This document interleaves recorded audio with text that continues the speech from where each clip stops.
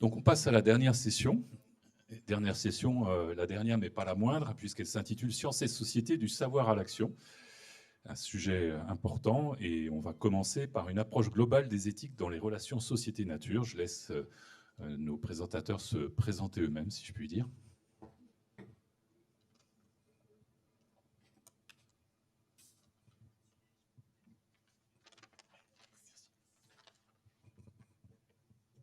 Donc, bonjour à toutes et à tous.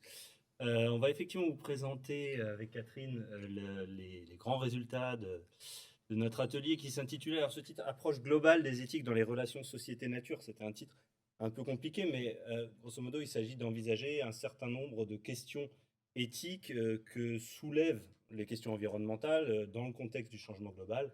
Et on a vu au cours des différents ateliers que la question de l'éthique surgissait à plusieurs reprises. Et donc, c'était un peu l'objet de notre atelier.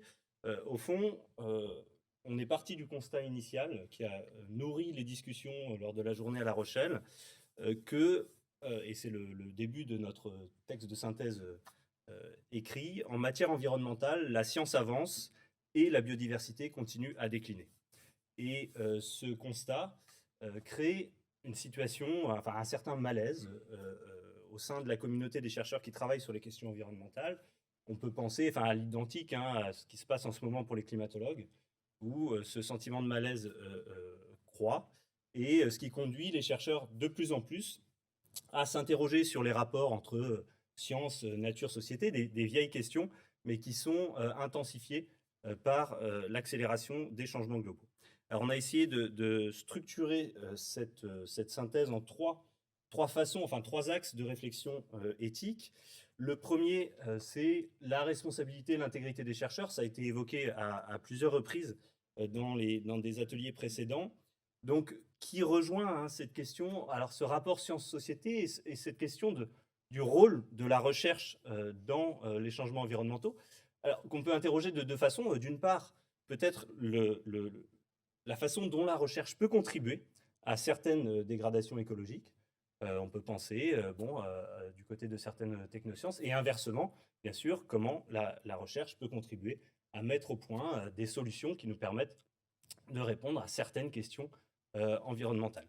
Alors, ça suscite des interrogations éthiques qu'on peut aborder sous un angle procédural. C'est fait déjà au sein des institutions de recherche, enfin, des organismes de recherche. Il y a plusieurs démarches qui ont été amorcées pour, au fond, essayer de mettre au point des procédures encadrant les pratiques de recherche. C'est dans ce cadre-là que se sont multipliés les comités d'éthique, sur le fonctionnement duquel on reviendra un petit peu dans les questions que ça peut soulever. Mais donc ça, c'est un premier axe, c'est responsabilité, ça relève en gros de l'éthique de la recherche. Le deuxième axe, qu'on a intitulé Partage de la Terre, c'est plutôt l'étude des éthiques qu'ont développé les humains, les sociétés humaines, pour penser leur rapport alors, à la nature, aux autres espèces, aux autres humains. On a eu des débats aussi sur comment on désignait cette altérité. Mais en gros, c'est l'objet des éthiques environnementales, c'est l'objet des sciences de la conservation dont on a parlé ce matin aussi, d'essayer de penser les formes de cohabitation, les formes de coévolution, parce que c'est une des orientations assez récentes de ce champ de réflexion, d'essayer de plus intégrer la dimension évolutive dans la réflexion éthique. Et donc, c'est deuxième axe de questionnement autour de ces enjeux de partage de la Terre.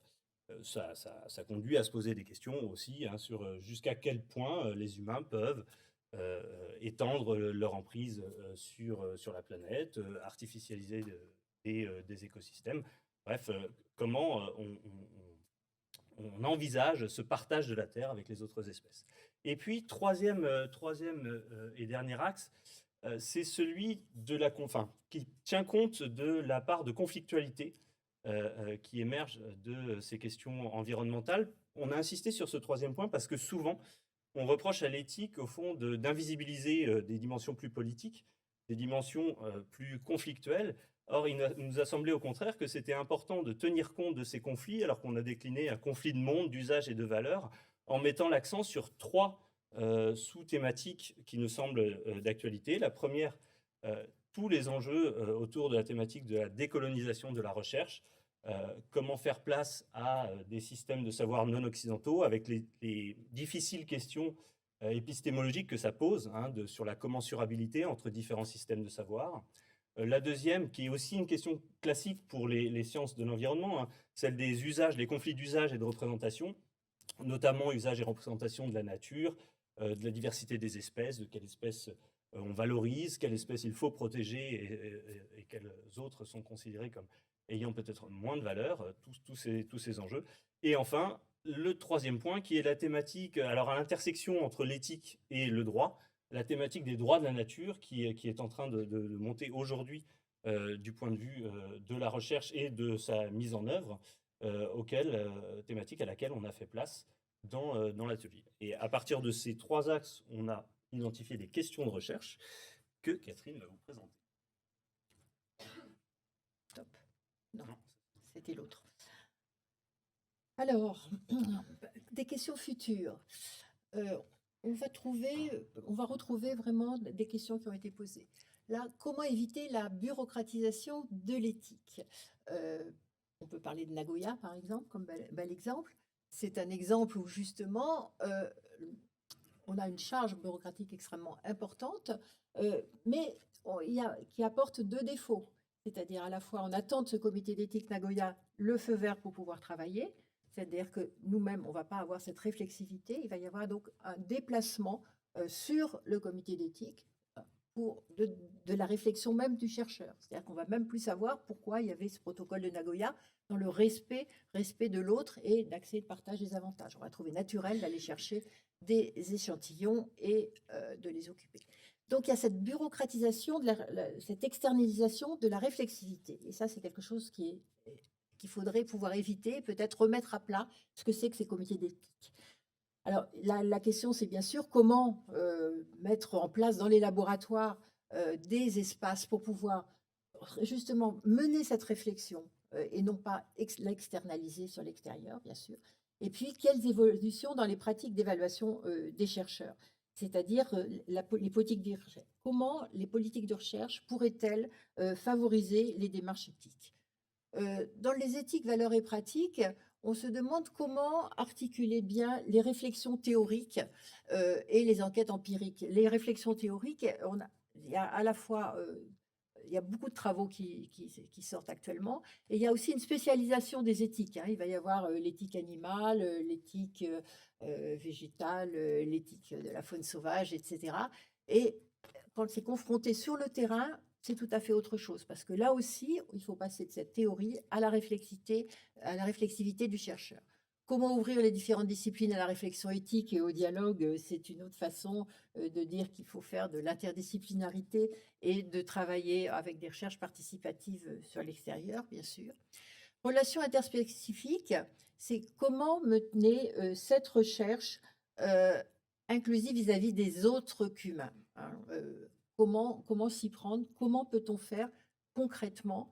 Sinon, imaginez qu'il y a une possibilité d'avoir d'autres modes de prise de décision. Et voilà, à l'inverse, comment arbitrer entre protection de la nature et protection des humains? Est-ce qu'on protège les betteraviers ou les abeilles? Ça, c'est un débat récent. C'est souvent formulé comme ça, c'est caricatural, mais comment peut-on mettre en place vraiment des éléments? Comment peut-on réfléchir sur cet arbitrage? Enfin, cas de justice, on parle beaucoup de justice. Alors, il y a la justice. Comment articuler la justice sociale? Bon, la justice sociale, c'est celle qu'on connaît, hein, c'est les principes moraux et politiques. Environnemental, c'est comment chacun peut-il avoir et partager les avantages de la nature et ne pas subir les désagréments de son effondrement. Et enfin, la justice écologique, on retourne à ça, comment reconnaître des droits et des justices au monde vivant. Bon. Et dernière question que vous avez là, c'est quelle peut être la place de la sphère éthique dans la prise de décision? Comment éviter que la prise de décision se formalise toujours en termes de coûts et avantages, et vraiment une logique économique dont il faudrait sortir d'une façon ou d'une autre. Alors, les verrous, Les verrous, eh bien, on y arrive, on vient de le dire, sortir du paradigme de cette croissance et du solutionnisme technologique. Maintenant, c'est plus un gros mot, on l'entend couramment, c'est-à-dire peut-être abandonner cette idée qu'on peut toujours une croissance grâce à la technologie et se rendre compte que ce paradigme ne peut pas cohabiter, là c'est le cas de le dire, vraiment avec une préservation de l'environnement. L'autre verrou, c'est la faible diffusion dans les sphères académiques des éthiques environnementales. Le travail de médiation qui reste à faire entre les disciplines, là on revient à cette, plus que l'interdisciplinarité, c'est-à-dire il faudrait vraiment un animateur pour faciliter les contacts. Et en fait, la faible prise en compte de la pluralité des visions du monde. Effectivement, il y a d'autres façons de voir le monde, il y a d'autres communautés qui ont d'autres intérêts et d'autres relations avec leur milieu. Voilà donc les verrous, donc comment les lever? Les moyens auxquels on a pensé, sont déjà existants. C'est un appel à les renforcer. Par exemple, la question des modules de formation. Il en existe certains, mais on a voulu insister sur le fait qu'on pouvait introduire de façon plus systématique des formations en sociologie, philosophie, histoire des sciences, et notamment pour les doctorants, insister sur la formation à l'histoire de leur discipline. Le deuxième moyen, c'est par rapport aux thématiques de recherche qu'on a pu identifier, et aussi sans doute un besoin de recrutement dans ces thématiques, en éthique environnementale, en justice environnementale, justice écologique, sciences de la conservation aussi. Il est beaucoup ressorti de notre atelier cette question du temps et des espaces dédiés à une réflexion collective au sein de chacun des laboratoires. Donc vraiment une réflexion qui part de la base. Donc essayer de trouver de libérer ce temps et d'accroître ces espaces.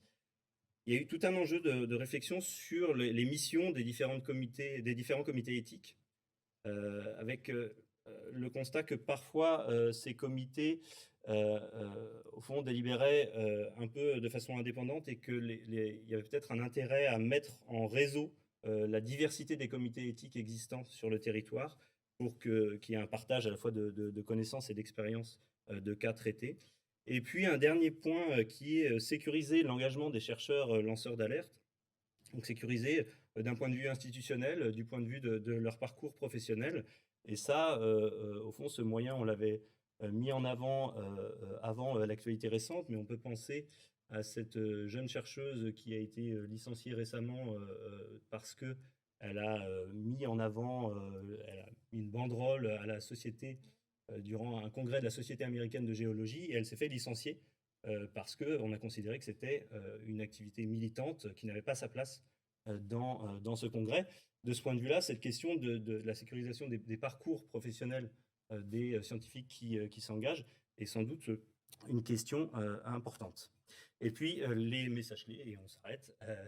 Donc, message clé, développer l'éthique au laboratoire. Alors, comme une démarche collective, on a voulu insister sur le collectif. Pourquoi? Parce que parfois, l'éthique est renvoyée au domaine de l'individuel. Ben non, c'est une démarche collective qui vise à accroître la réflexivité sur les pratiques de recherche, qui exige du temps, des espaces, on l'a dit.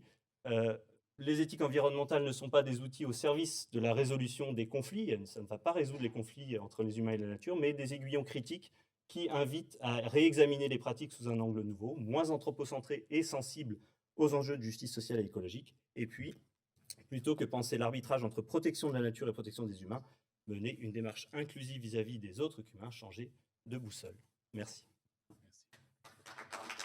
Et quelques chiffres et sources clés. Ah oui, et on remercie aussi on était presque 4 co-animateurs, Frédéric Ducarme et Nadia Belaïdi, qui nous ont beaucoup aidés durant l'atelier. Voilà, merci beaucoup. Donc, y a-t-il des questions déjà dans la salle?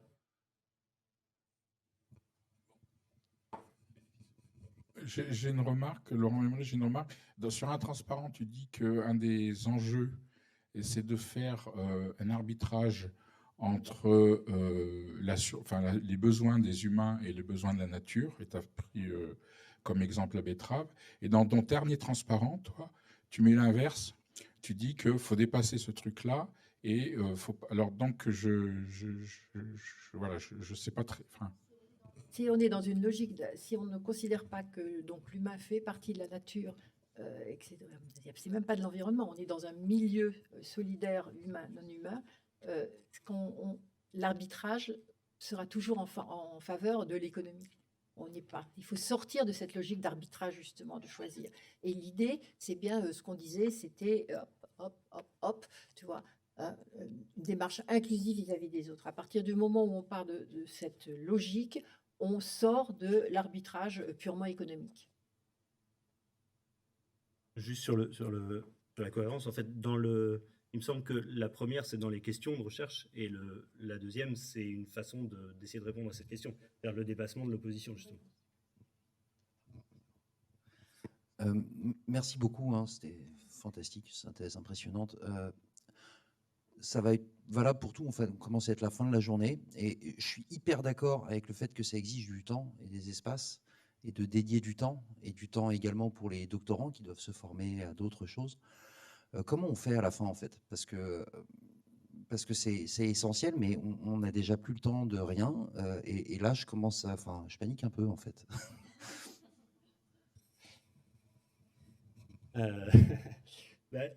On n'a pas trouvé de solution miracle. Juste, je ne sais pas si on l'a mis suffisamment en avant, mais dans la réflexion, on se disait, nécessairement, ça va avec l'évolution des façons dont on évalue la recherche. Si ce temps qui est pris, il se fait au détriment de ce qui est considéré comme de la bonne recherche, de la recherche qui est productive et qui permet d'être bien évaluée, clairement, là, ça devient une mission complètement impossible. Si on valorise ce temps de réflexion, alors il faut trouver la bonne façon de le faire. Déjà, ça devient un peu plus envisageable. Donc, évidemment, c'est une question aussi liée aux politiques de recherche, à la façon dont on pense l'évaluation de la recherche. Mais on les a pas cités, mais il y a quand même en ce moment beaucoup de collectifs, d'initiatives, de collectifs de chercheurs qui réfléchissent à ces questions-là, Labo 1.5. Il y a eu cet avis aussi du COMET sur les questions éthiques au sein de la recherche, et tout ça est en train d'avancer. Mais c'est vrai que à ce jour, on ne voit pas encore exactement quelles sont on ne voit pas la mise en place de ces solutions. On peut dire aussi que beaucoup de communication insistait sur la grande accélération. Peut-être on pourrait essayer de se réserver des espaces de temps. Et ça, c'est aussi une politique de la recherche, qui demande toujours plus. Peut-être avoir des espaces de réflexion qui permettent justement de remettre à plat, de sortir de cet arbitrage, de cette colonisation des esprits qui donne toujours raison à une logique économique et à une logique coût-avantage. Oui, merci pour l'intervention, donc Sophie Caillon du CEF. Désolée de diminuer le débat là, mais de rentrer en plus dans la bureaucratisation. Moi, je rencontre un problème, c'est que mes collègues universitaires au Canada, aux États-Unis, ont des bureaux éthiques. Chaque université, en fait, on dépose des projets et l'université met un sort de tampon sur nos projets pour savoir si ça fonctionne, si c'est éthique ou pas. On n'a pas ça au CNRS. Je ne sais pas si vous l'avez à l'IRD. Et du coup, moi, quand je publie, j'ai un vrai souci. Comment est-ce que je justifie que mon projet est éthique? Et donc, je m'en sors avec le code d'ethnoécologie, de l'ISE, en disant que je réponds à l'ensemble des critères de l'ISE, mais c'est complètement artificiel. Est-ce que vous en avez discuté de ça? Est-ce que vous pensez que ça pourrait être une solution? Est-ce que le CNRS devrait mettre en place ce genre de tampon? La façon dont tu en parles, surtout pas. Non, justement, c'est revenu beaucoup dans les ateliers que ces divers comités d'éthique qui donnaient des tampons, justement, empêchaient justement la réflexion, les attachements des chercheurs à la nature d'une façon générale, mais aussi à leur métier, à la façon dont ils voyaient. Et on oubliait tout à fait ce que devenait une démarche éthique, qui devenait justement le fait de remplir un formulaire comme il fallait, bien sûr. On en a beaucoup parlé. C'est une question par rapport à la démarche inclusive. D'accord, on n'a pas à tenir compte que de l'économie, mais il y a quand même, si on n'a pas une vision complètement rousseauiste de la nature, il y a quand même des oppositions entre l'intérêt des humains et l'intérêt de la nature quand il s'agit des maladies tropicales, des parasites. La nature sauvage n'est pas très tendre pour l'être humain. Oui, oui, la nature peut être méchante. Bon, mais on n'en est pas, on n'est pas à ce niveau-là. Non, ce qui est important, c'est de considérer que actuellement, dans le fonctionnement qu'on éprouve, bah, on sait bien que l'humanité ne va pas pouvoir continuer très longtemps. Il y a quand même une urgence. Moi, ce qui m'a un peu étonnée lors des débats, c'est que cette notion d'urgence n'est pas vraiment ressortie. Là, on est vraiment dans des situations absolument d'urgence.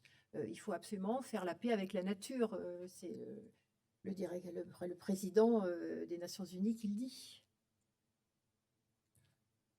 Même pour les questions d'éthique, on est limité par le temps, c'est terrible, mais peut-être une question quand même des personnes en ligne. Oui, il y a eu un commentaire sur les comités d'éthique dans certaines universités, par exemple à Strasbourg. Ils sont très forts en remplissage d'agenda. Ça, c'est un commentaire.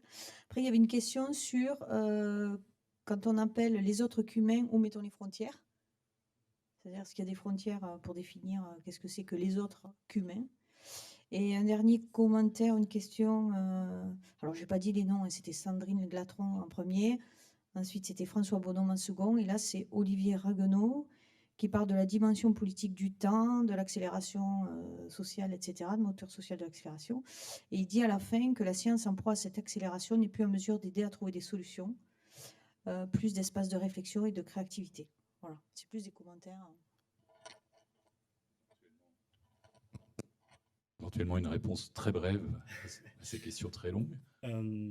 Oui, non, mais sur les autres qu'humains, ça fait partie des débats sur la dénomination de comment on dénomine l'altérité avec laquelle on doit cohabiter. Et évidemment, ça peut nous emmener les autres qu'humains vers les questions autour des cyborgs, vers l'holobion, mais disons que là, on avait en tête plutôt les espèces vivantes non humaines.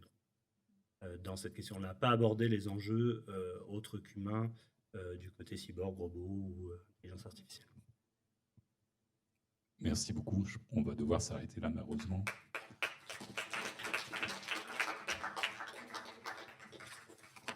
Et donc, on passe à l'atelier suivant, diffusion et promotion de la méthode scientifique et des sciences.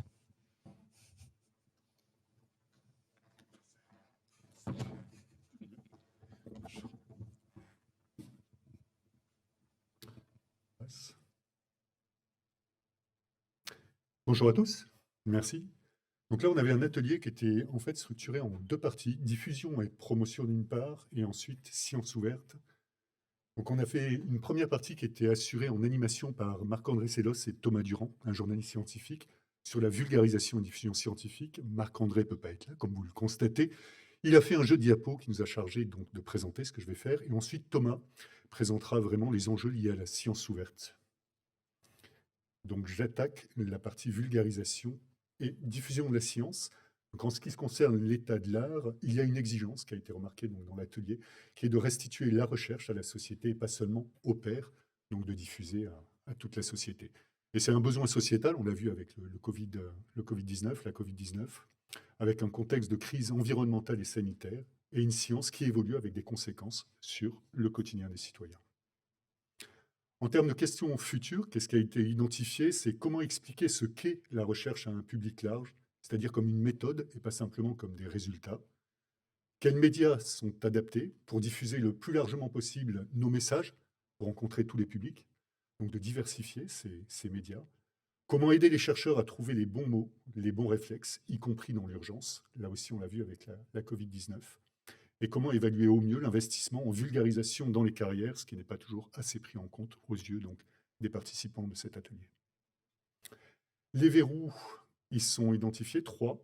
Les chercheurs qui ne sont pas formés et pas tous spontanément doués, on peut être bon chercheur et mauvais vulgarisateur et inversement. Des moyens qui existent, mais qui sont considérés comme trop limités en média training pour justement être formés à la réponse aux médias.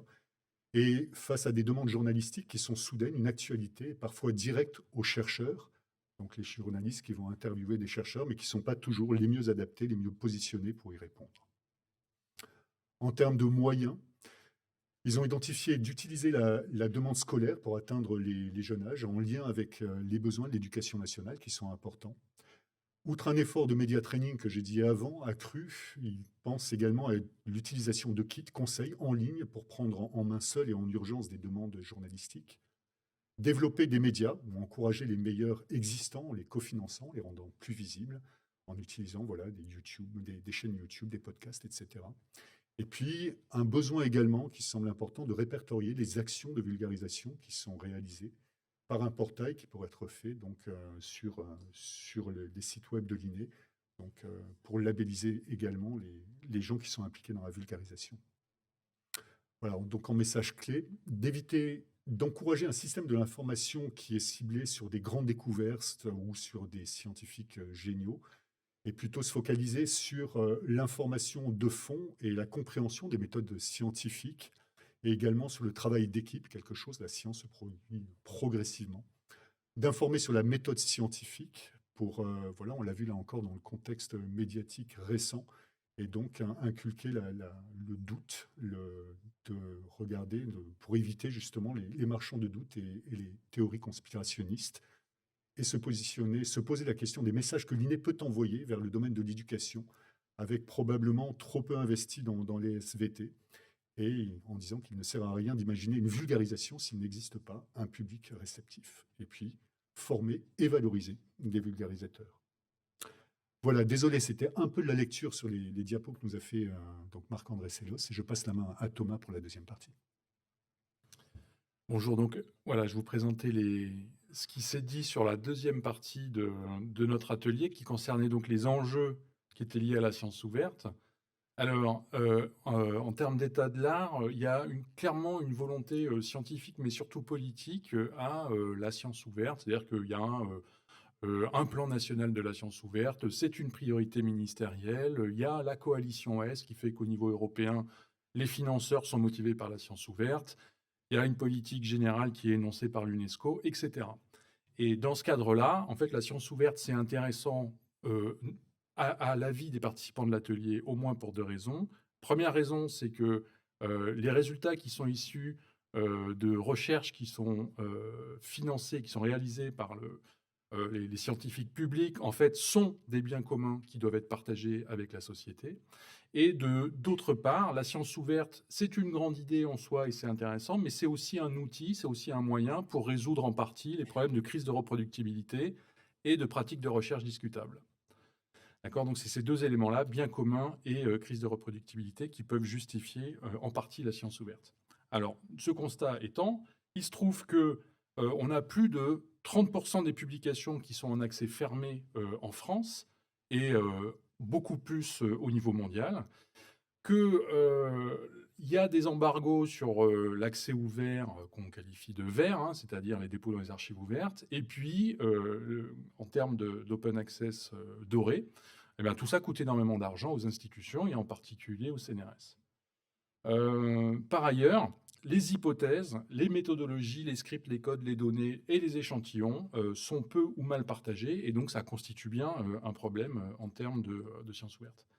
Alors que les questions qui se posent en termes de ces enjeux qui sont liés à la science ouverte, il y en a deux globalement. Premièrement, c'est comment essayer de promouvoir et généraliser la science ouverte, et deuxièmement, et parallèlement, comment résoudre la crise de reproductibilité. Et ces deux questions-là, en fait, se déclinent en trois autres petites questions, qui sont comment assurer un accès libre des publications à moindre frais pour les institutions publiques, et par exemple l'INE ou CNRS, comment réduire les pratiques de recherche discutables et diminuer les problèmes de crise de reproductibilité, et comment tenir compte des évolutions vers la science ouverte et éventuellement des résolutions aux questions précédentes dans l'évaluation des scientifiques. Alors, les obstacles qu'on peut entrevoir en rapport avec les questions qu'on vient juste d'énoncer sont le fait qu'il y a une espèce de culture, il y a un historique, il y a des us et coutumes en matière de publication chez les scientifiques qui sont en grande partie fondés sur une mythologie de la qualité des revues scientifiques et par une communication extrêmement efficace et puissante de la part des gros éditeurs commerciaux. Ce qui fait qu'en gros, on accorde énormément de qualité aux revues classique et traditionnel, et on l'accorde très très peu aux nouvelles revues, en particulier, qui font partie de l'Open Access Diamant. Tout ça étant fondé en partie sur des mythes. Par ailleurs, il y a des modèles économiques. Les modèles économiques de la plupart des sociétés savantes, et y compris en écologie et en évolution en sciences et environnementales, sont des modèles économiques qui sont bloqués parce qu'ils sont complètement dépendants d'une relation avec les éditeurs commerciaux pour la publication de leurs revues en particulier. Et ça, c'est un problème majeur. Par ailleurs, il y a des pratiques de recherche qui sont discutables, qui sont très courantes dans les laboratoires en sciences environnementales, en écologie, en évolution, et qui sont, alors qu'elles sont très courantes, qui sont très peu discutées dans les laboratoires et très peu discutées, en particulier avec les jeunes chercheurs, ce qui est problématique. En Suisse, et c'est lié ensuite, il y a une assez grande méconnaissance de la crise de reproductibilité au niveau scientifique et des outils qui sont disponibles pour réaliser de la science reproductible.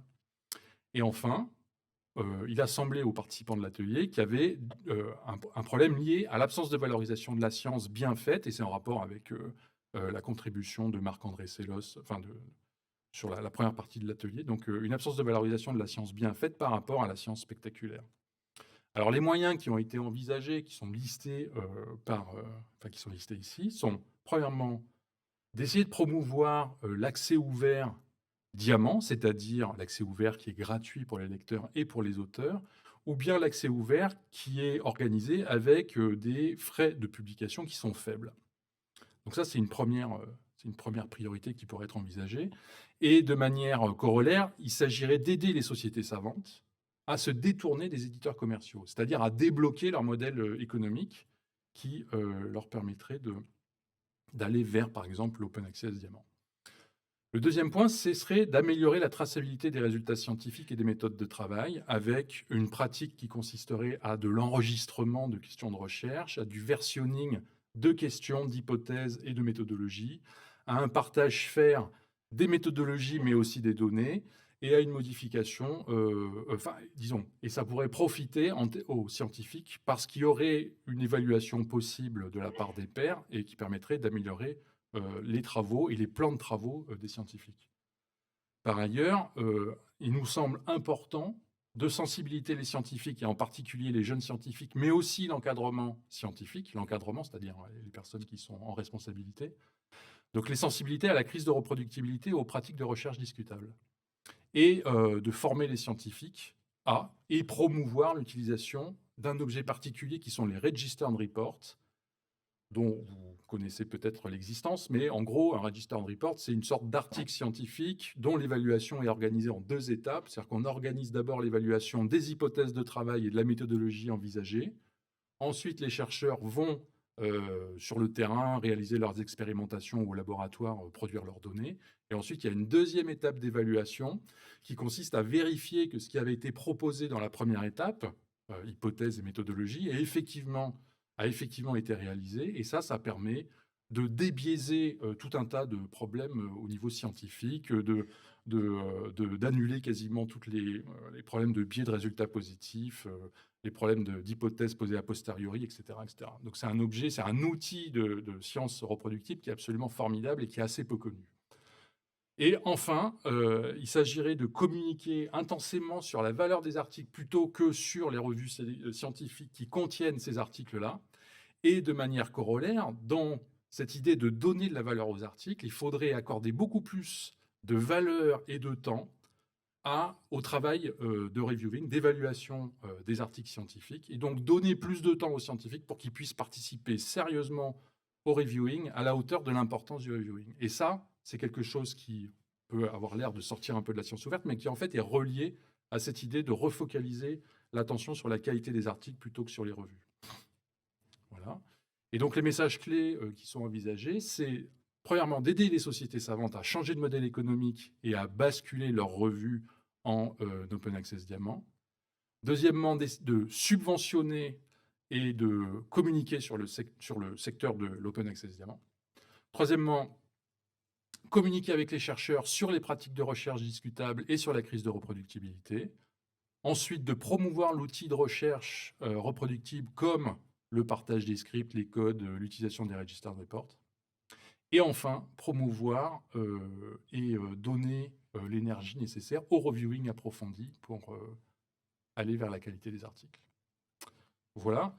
Et donc, il y a eu une dizaine de contributions au total sur les deux thématiques. Okay. Il y avait une centaine de participants à l'atelier. Et voilà. Merci. Merci beaucoup. Merci. Des questions?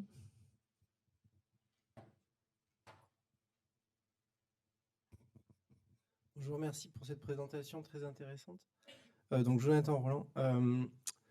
Alors, j'ai peut-être je me fais un peu l'avocat du diable. Je pense qu'il y a deux soucis actuellement dans la publication. D'une part, c'est trop cher. Et d'autre part, il y a donc toute cette politique commerciale, etc. Et d'autre part, il y a le fait que on doit toujours publier dans les meilleurs journaux. Donc ça, c'est deux problèmes qui sont différents. Et j'ai l'impression que l'open access qu'on nous propose actuellement dans Peer Community Journal, par exemple, ça essaye de résoudre les deux problèmes à la fois. Alors qu'en fait, on pourrait très bien avoir un système de peer-reviewed journal avec quand même des journaux qui soient sélectifs, qui nous permettent de montrer quels sont les très bons articles. Et ensuite, une fois qu'on a mis en place ça et que ces journaux sont réputés, pouvoir traiter du deuxième problème. Alors, je ne sais pas si je suis très clair, mais... Non, ça marche. Si, ça marche encore. C'est pour ça que, à notre avis, le soutien et l'aide aux sociétés savantes pour changer de modèle économique, ça peut être quelque chose d'intéressant. Parce que finalement, les sociétés savantes ont déjà des revues scientifiques qui sont très intéressantes, okay, qui sont valorisées par la communauté scientifique, qui sont des cibles de la communauté scientifique, mais qui en général sont associées à des éditeurs commerciaux gourmands, okay, Wiley, Elsevier, etc. Donc si on aidait ces sociétés savantes à sortir de ce cadre économique pour aller vers un modèle diamant, on aurait des revues qui sont de forte notoriété, qui sont des cibles pour la communauté scientifique et qui n'auraient plus ce problème de prix cher, d'APC exorbitantes, de modèles hybrides ridicules, etc. Donc voilà, c'est une partie de la réponse. Et pour ça, l'idée, c'est PCI, c'est pas nécessairement de passer ensuite par Peer Community Journal, comme tu dis, c'est éventuellement de se tourner vers ces journaux-là, mais à partir du moment où ils sont diamants. Comme l'offre n'est pas toujours diamant, Peer Community Journal permet justement d'avoir une sortie diamant dans le cas où ils n'y sont pas. Oui, Fiore Lopez Garcia, écologie systématique, évolution. Donc c'est un sujet très complexe et il y a des propositions très intéressantes. Je m'attarde sur celle de l'évaluation de la qualité des articles. C'est très bien, mais ça pose un problème grave parce que on est, en tant que chercheur, extrêmement sollicité et avec la multiplication d'articles, qui va faire ça? Et en tant qu'évaluateur, a-t-on la compétence de juger la qualité des articles qui se présentent à nous? Donc, on ne prend pas en compte ou plus en compte les facteurs d'impact des reviews. Peut-être, oui, les citations, encore que c'est en relation, mais on doit analyser la qualité des articles. Qui va faire ça de manière sérieuse, neutre, compétente? C'est un problème. Je peux répondre en partie. On a vu qu'il y a un mouvement vers ne pas prendre tout en compte, mais prendre un certain nombre d'articles et de donner le temps aux évaluateurs de lire les articles pour voir effectivement ce qu'il y a à l'intérieur et interroger les gens sur ce qu'il y a à l'intérieur. Après, ça pose un problème de compétence, j'en suis conscient. Pour arrêter à la section 29, je vois, on arrive sur des dossiers forcément où éventuellement il y a un rapporteur compétent, pas forcément toujours deux. Ça, c'est un problème. Et je pense qu'il faut plutôt se régler ce problème d'arriver à avoir les compétences pour évaluer, plutôt que de garder des gens qui ne sont pas nécessairement compétents et d'utiliser des proxys comme l'impact factor pour juger de l'intérêt, de la qualité d'un dossier. Donc brièvement, juste, on en avait déjà discuté pendant l'atelier. Moi, j'ai un souci sur la transition et qui est-ce qui est sacrifié dans le process. Et ça ne va pas être nous qui sommes en poste. Ça va être les étudiants, et y compris à une échelle internationale. C'est-à-dire que pour un étudiant qui a fait sa thèse en France pour trouver un postdoc éventuellement à l'étranger, est-ce que tout le monde va jouer avec les mêmes règles ou pas? Donc ça dépend beaucoup de la cohésion d'une communauté à l'international. Et ça, je ne vois pas comment résoudre ça. Alors oui, oui, oui, alors ça c'est un sujet très très important, hein. C'est qui est-ce qui est le plus sensible à ce qu'on propose. Donc effectivement, les jeunes chercheurs le sont probablement beaucoup plus que les vieux barbus, quoi. Donc ça c'est sûr. Et puis il y a le côté français versus international. Alors on a la chance quand même en France d'avoir des instituts nationaux qui sont assez puissants en termes d'évaluation et en termes de recrutement. C'est-à-dire qu'il y a quand même beaucoup de gens qui sont recrutés en écologie, en sciences environnementales en France dans ces sujets-là. Donc, même si nos étudiants jeunes partent faire des post-docs à l'étranger, etc., à un moment donné, ils vont revenir, peut-être, hein, pour se faire recruter par le CNRS. Et donc, c'est quand même important que ces institutions nationales, ces organismes nationaux de recherche, puissent avoir des modifications de politique pour aller vers ces buts-là, sans qu'on se dise que les évaluations aux États-Unis ou au Canada sont différentes, et donc on s'interdit de le faire. Moi, je pense qu'on peut quand même le faire, même si les règles sont différentes dans certaines zones géographiques du monde. En partie. Et après, sur le fait qu'il y a des générations sacrifiées, peut-être qu'il ne faut pas penser en termes complètement maximalistes, c'est-à-dire qu'on peut imaginer que dans un dossier de jeunes chercheurs, sur un certain nombre d'articles qu'il aura produits, il y en aura peut-être une dizaine de pourcents qui peuvent être dans ce sens-là, c'est-à-dire qui aillent vers l'accès ouvert diamant, qui aillent vers des journaux de société éthiques, etc. hein, et que ça peut déjà être un grand, grand changement par rapport à aujourd'hui.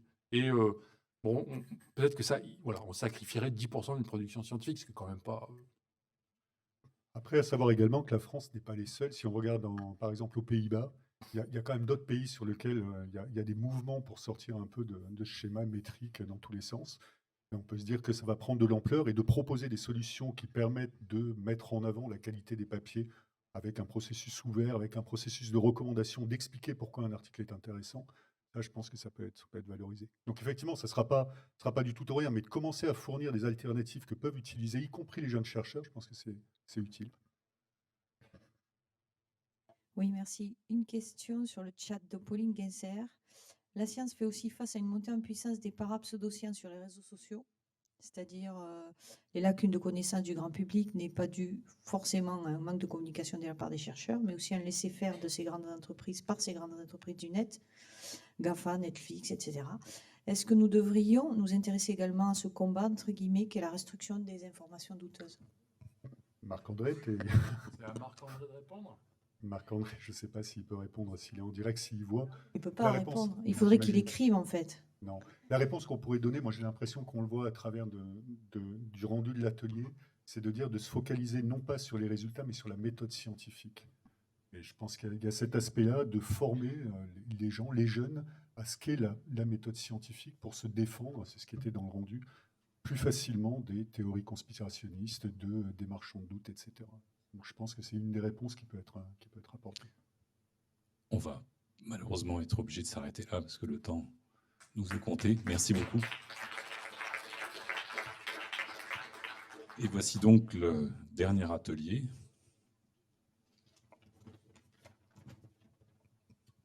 Co-construction des savoirs. Bonjour, merci d'être resté jusqu'au bout. Je baisse le micro. Donc cette présentation est issue d'un trinôme. Il y a Bastien Castagnerol de Biogéco qui nous a aidés, ainsi que Romain Julliard. Alors Bastien n'a pas pu venir, il est à Bordeaux. Et comme moi-même, j'ai pas pu aller à l'atelier à La Rochelle parce que j'avais le Covid, en fait j'ai été punie, donc c'est moi qui vais vous parler pendant toute la session. Mais Romain est là, heureusement, donc lui, il va pouvoir m'aider et répondre à toutes vos questions. Donc en fait, on a fait le constat que effectivement, on était dans l'urgence et qu'on était dans un monde incertain, voire même trouble, et qu'il y avait en fait de plus en plus de chercheurs seniors qui étaient animés par une recherche engagée et impliquée, et même qu'il y avait encore plus de jeunes chercheurs qui rentraient dans ce genre de type de recherche. Et pour entrer dans une recherche engagée et impliquée, il faut rentrer en dialogue avec la société et par notamment une co-construction entre des partenaires académiques, donc c'est nous là, tous ceux qui sommes dans cette pièce, mais aussi avec des praticiens. Donc des praticiens qui expérimentent chaque jour dans leur champ, qui expérimentent en forêt, qui vivent en fait leur lieu et leur territoire. Et pour pouvoir en fait co-construire, il faut aussi identifier et être conscient qu'il existe des exclusions, qu'il en existe 3 types, ontologiques, épistémologiques et sociologiques. Et ça, c'est pas tout neuf. Vandana Shiva en parlait déjà dans les années 90. Donc, nous, ce qui nous importe, c'est d'essayer de comprendre comment est-ce qu'on peut arriver à des savoirs co-construits par des recherches co-construites, notamment par la mise en œuvre d'une diversité de collaborations. Donc, bien évidemment, des collaborations entre disciplines. Donc, j'ai l'impression que l'interdisciplinarité, c'est le mot-clé de toute cette journée, donc, qui existe depuis les années 90, quand même. Mais plus récemment, en fait, on parle de transdisciplinarité, qui consiste à créer des collaborations entre des académiques et des praticiens. Donc, lorsque nous avons reçu une quinzaine de communications écrites, on a tous les 3 identifié 5 types de questions et une question transversale que nous avons posée à 60 participants. Donc, ils se sont répartis au sein de 5 ateliers. Et tout ce qui va suivre est issu en fait de cette synthèse-là qui s'est passée à La Rochelle. Donc, d'abord, on va vous parler de verrous et évidemment de moyens pour essayer de lever ces verrous. Donc, lorsqu'on s'engage en fait dans une recherche co-construite, il faut être conscient que le cadre de la déontologie et l'éthique est encore plus particulier. Même quand on fait de l'interdisciplinarité, finalement, on répond à la même déontologie de recherche que nos autres collègues. Mais dans la transdisciplinarité, tout change, tout est bousculé. Il existe notamment une asymétrie des savoirs. Et dans ce cas, en fait, le chercheur doit admettre qu'il doit faire un changement de positionnement dans la hiérarchie des savoirs, en changeant son vocabulaire, ses concepts, ses méthodes, en aval et même en amont, et en aval de la recherche. Et cette égalité, en fait, elle ne se décrète pas. Elle se construit par une acculturation progressive et donc très lente des différents participants, qu'ils soient académiques ou non académiques. En fait, il s'agit de reconnaître et de dépasser le triple clivage dont je vous ai parlé au début, ontologique, épistémologique et sociologique. Également, lorsqu'on rentre dans une recherche co-construite, on se rend compte qu'on est face à des préoccupations éthiques. Par exemple, il est évident qu'on cherche à avoir une recherche qui va apporter des bénéfices à nos partenaires de recherche. Et au pire, en tout cas, qui ne va pas les heurter. Il est clair que quand on passe, par exemple, d'un statut de savoir local et qu'on le rend universaliste, ils peuvent être réappropriés, par exemple, dans la composition de certains produits commerciaux, etc. Donc là, c'est d'autres préoccupations qui rentrent en jeu. Quand on rentre en collaboration avec des praticiens, il peut y avoir également, ils attendent souvent en fait d'avoir des applications concrètes à nos recherches. Donc il faut se mettre au point dès le départ sur des finalités et on sait tous qu'au cours d'un processus de recherche, ces finalités peuvent évoluer. Et ça, c'est pas toujours entendu par les gens avec qui on collabore sur le terrain, c'est l'évolution de ces finalités qu'on n'arrive pas forcément au point qu'on avait établi dès le départ. Un grand problème tourne aussi dans ces recherches co-construites sur la diffusion des résultats scientifiques en termes de temporalité et de modalité. Il y a une tension en fait entre le fait que les praticiens de terrain attendent souvent une réponse assez rapide à leurs questions. Or, les recherches co-construites, c'est pas nouveau, on le sait, ça prend encore plus de temps qu'une recherche normale. Donc il y a une tension de temps qui existe là. Et par exemple, un des intervenants dans l'atelier nous disait « Est-ce que je dois diffuser les résultats préliminaires au risque qu'ils soient mal interprétés ou utilisés de manière inappropriée ?» Il y a aussi des questions de modalité de ces résultats scientifiques. Un autre intervenant, par exemple, nous disait « Mes partenaires doivent-ils être signataires de l'article scientifique alors qu'ils ne sauraient pas le défendre dans sa totalité ?» Une fois qu'on a fini notre projet de recherche, on a des données. Qu'est-ce qu'on fait de ces données? Donc, on en a pas mal parlé. C'est quelles sont les modalités d'archivage, de partage de ces données. Et là, on a des données sensibles qui concernent les personnes qui sont co-construites en plus. Alors là, on aurait vraiment besoin en fait d'un cadre juridique plus ferme pour nous guider en fait dans ce partage des données.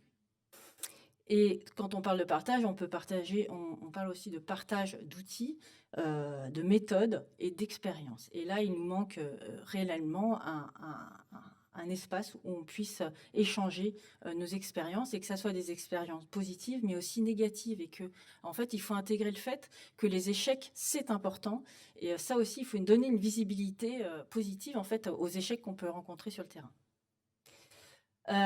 Et on a de cet atelier aussi se remonter des besoins d'animation en fait de réseaux hétérogènes d'acteurs. On n'est pas armés nous en tant que chercheurs pour animer ce genre de cadre.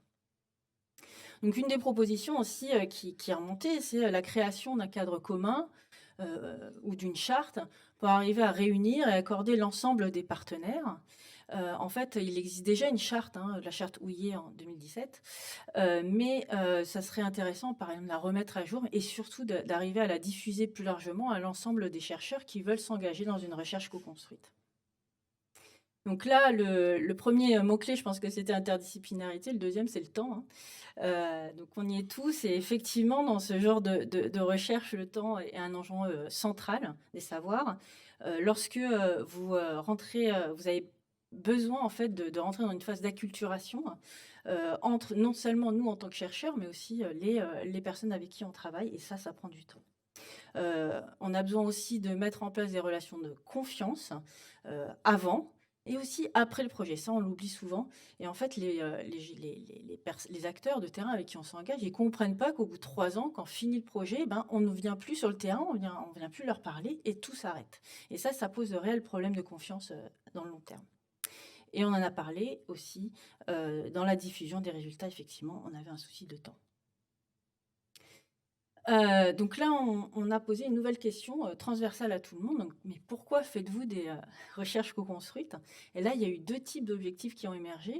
Des objectifs, un objectif plutôt individuel où les chercheurs vont adopter une posture de recherche plutôt pragmatique en développant des outils, une méthode, et ça pour essayer de rendre leur propre recherche plus efficace, pertinente. Cela apporte une source de créativité, cela crée des questions auxquelles ils n'auraient pas pensé. Donc là, l'idée est d'essayer d'évaluer les effets que la recherche co-construite peut avoir sur leur propre recherche individuelle.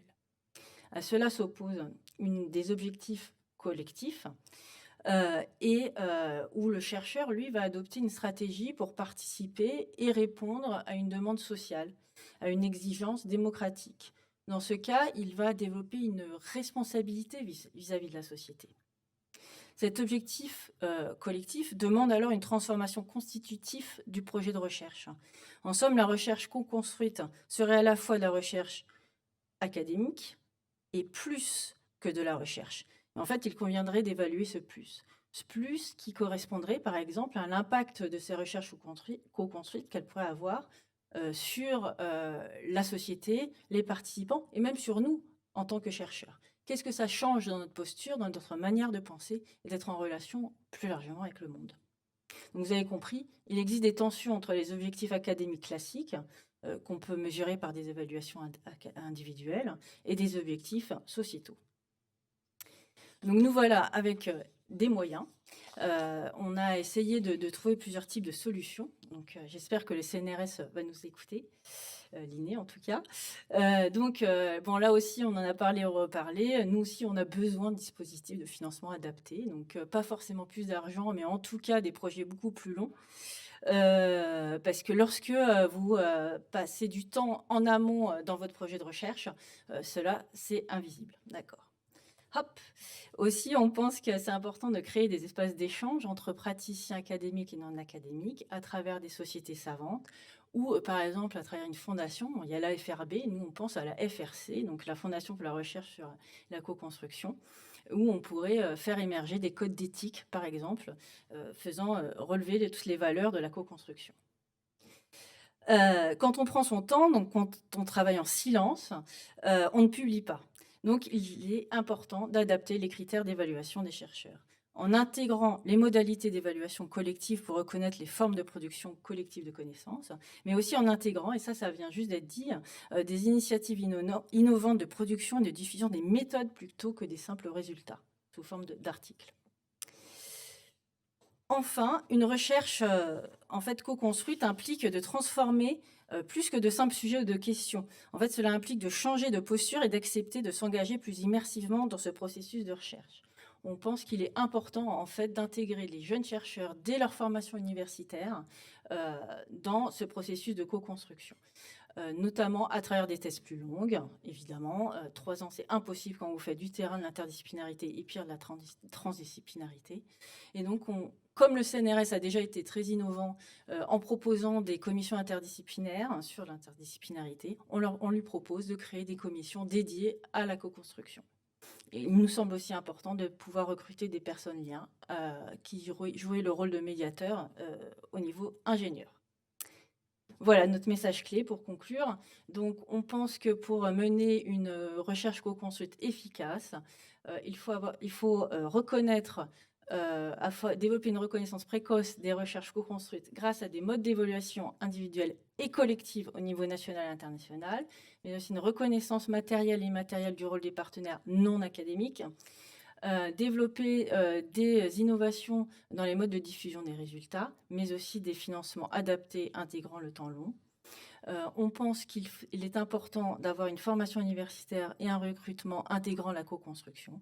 Et nous aimerions aussi améliorer les relations et les coopérations entre les instituts. On ne pense pas aux instituts au sein du CNRS, mais bien aux organismes de recherche nationaux et internationaux. Enfin, nous croyons qu'une réconciliation des objectifs individuels et collectifs de la recherche académique est possible à travers les recherches co-construites. Je vous remercie. Merci. Alors, quelques questions brèves et des réponses brèves. Donc, bonjour, Thomas Ouette de la LETG à Rennes. Je ne peux que souscrire à ce que vous dites.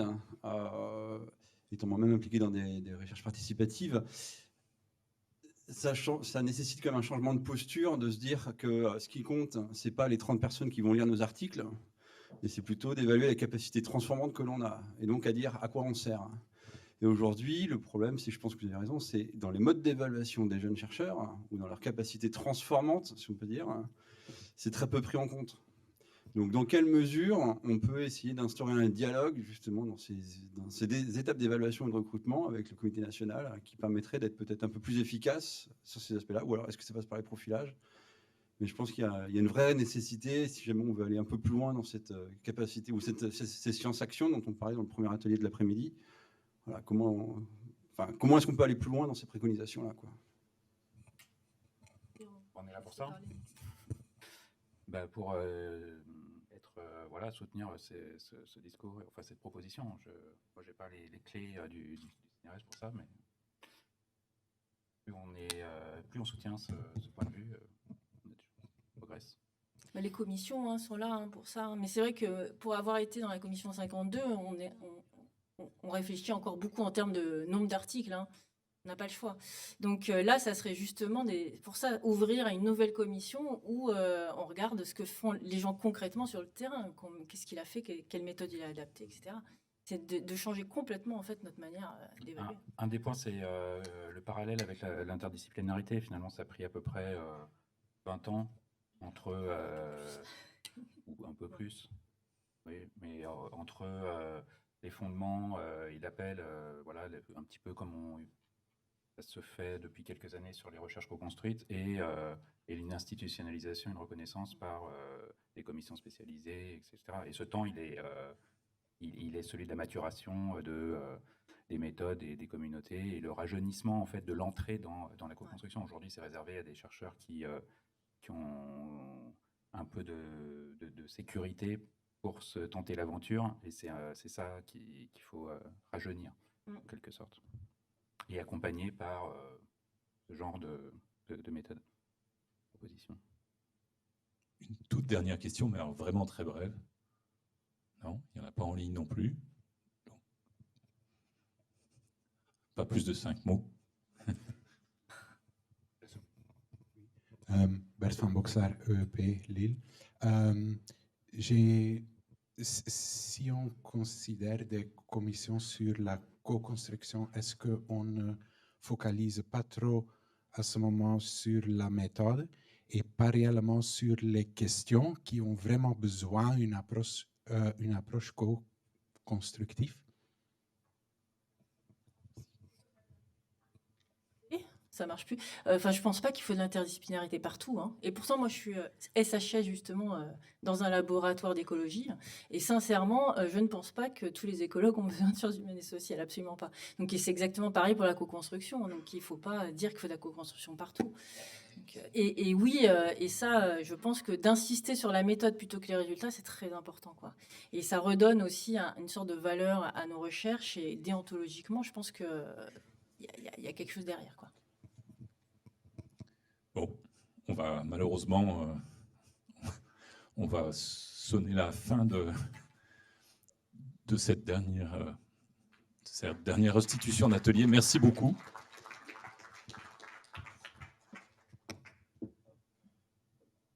Alors, bien.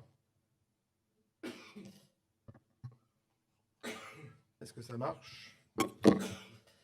Bien, eh bien, écoutez, vous avez tenu bon, merci beaucoup. Quelques mots de conclusion rapides. La journée a été longue et je pense que vous êtes toutes et tous pressés de rentrer chez vous. Quelques conclusions à chaud que l'on a mis sur le papier avec Agathe pour conclure ces journées. Alors évidemment, maintenant que ces restitutions sont terminées, on pourrait penser que le travail des prospectives est terminé. Que nenni, je dirais que le second chapitre ne fait que commencer. Tout d'abord, vos contributions vont toutes être valorisées et publiées sous forme d'un ouvrage qui sera téléchargeable bien évidemment sur le site de l'INE. Merci à toutes et à ceux qui ont d'ores et déjà envoyé leurs contributions et nous nous rappellerons au bout souvenir de ceux qui sont ils vont nous l'envoyer très très rapidement, nous l'espérons.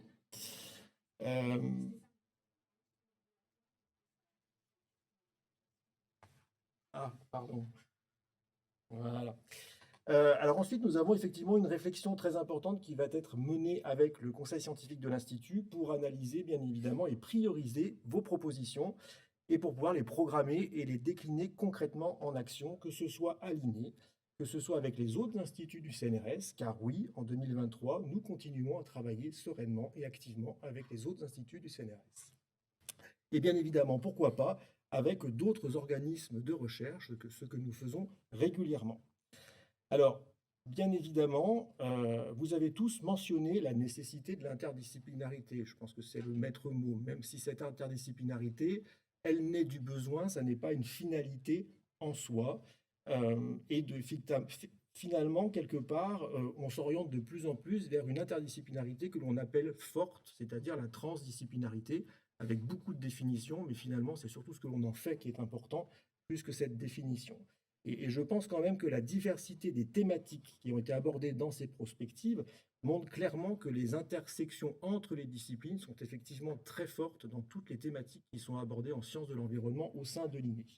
Mais bien évidemment, suite à ces prospectives, un échange avec la MITI du CNRS va être réalisé. Je sais que sa directrice nous écoute et m'a déjà demandé l'ensemble des présentations que vous avez réalisées, parce que l'expérience de la MITI sur ces questions est déjà riche, que ce soit sur l'origine de la vie, que ce soit sur l'alimentation, que ce soit sur les effets cocktails à faible dose. Il y a d'ores et déjà eu des appels d'offres. Il va être particulièrement intéressant de capitaliser sur l'acquis de la MITI et de pouvoir mettre en place une nouvelle programmation potentiellement avec la vision des autres instituts sur ces questions-là, donc avec une approche interdisciplinaire renforcée.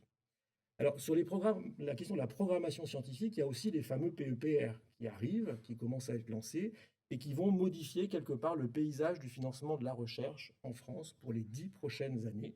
Et vraiment, sans nul doute, ces PEPR, sur certains défis, démontrent également que l'on sait travailler avec les autres instituts du CNRS et avec d'autres organismes de recherche. Nous avons bien noté l'importance que vous accordez au GDR, qu'on appelle maintenant des réseaux thématiques.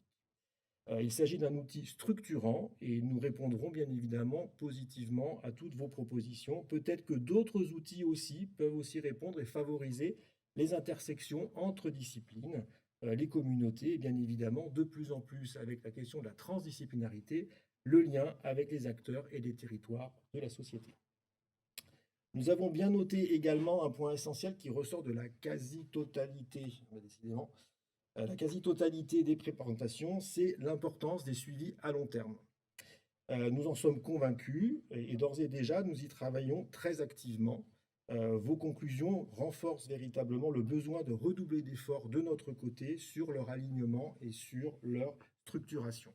Alors attention, quand je dis ça, très clairement, nous renforcerons et nous développerons principalement l'existant. Les socio-écosystèmes ont été mentionnés à beaucoup de reprises. Ils sont au cœur des actions de l'INE. Là aussi, comme One Health et comme le disait Florence, il y a un effet de mode, mais c'est un concept qui est effectivement de plus en plus utilisé. Les socio-écosystèmes représentent quelque part pour nous le degré d'intégration, je dirais, ultime, hyper complexe à étudier, mais à travers les observatoires au milieu et les zones ateliers, vous avez dans vos laboratoires des décennies d'expérience à travers ces outils sur lesquels il faut capitaliser. Et toute approche nouvelle d'étude des socio-écosystèmes passera par un renforcement de ces infrastructures. Dans ce contexte, un point également très important, dans celui également qui fait le lien avec les PEPR, je tiens à mentionner qu'OSCAR, donc le réseau de l'INSU, les OHM, les zones ateliers, travaillent ensemble sur un projet de PEPR qui va capitaliser sur le continuum abiotique, biotique, société, que ces outils permettent de réaliser finalement de manière assez unique pour aborder de façon originale la résolution des crises environnementales. Un autre chantier que vous avez évoqué qui nous concerne de plus en plus et qui nous tient à cœur, c'est les suivis à long terme du vivant, hors zone atelier et hors OHM, que ce soit concernant l'animal, le vivant et l'humain. Nous y travaillons activement, un nouveau chargé de mission a été nommé et certains laboratoires, on le sait, portent à bout de bras de tels suivis sans aide, sans structuration nationale et nous sommes en train de voir la meilleure façon pour y remédier. Alors, il y a la question des données. Vous avez abordé aussi plein de fois, c'est quelque chose de très compliqué, de très lourd. Il y a celle des capteurs, on pourrait aussi en discuter pendant plusieurs jours.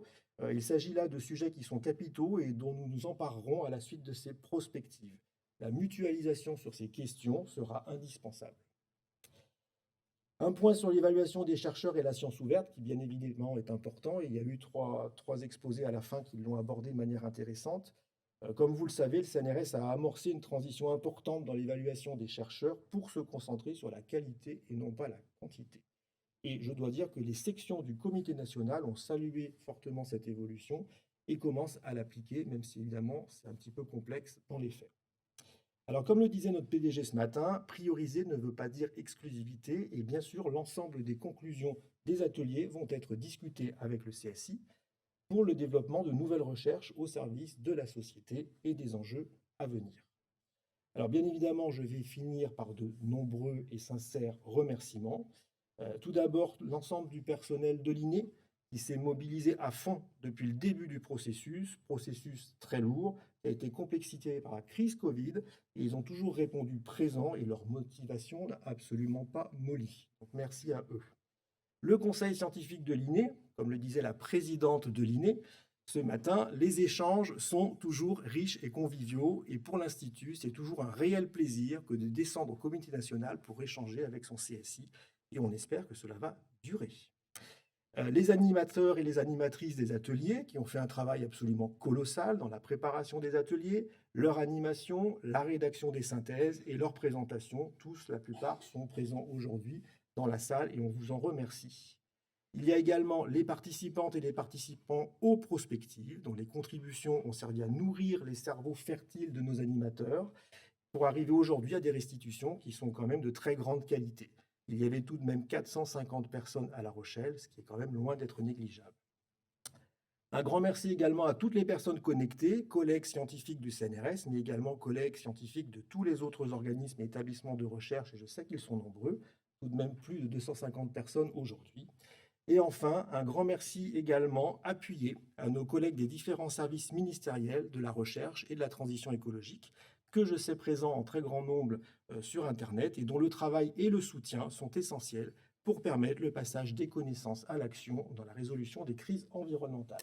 Un grand merci et à très bientôt.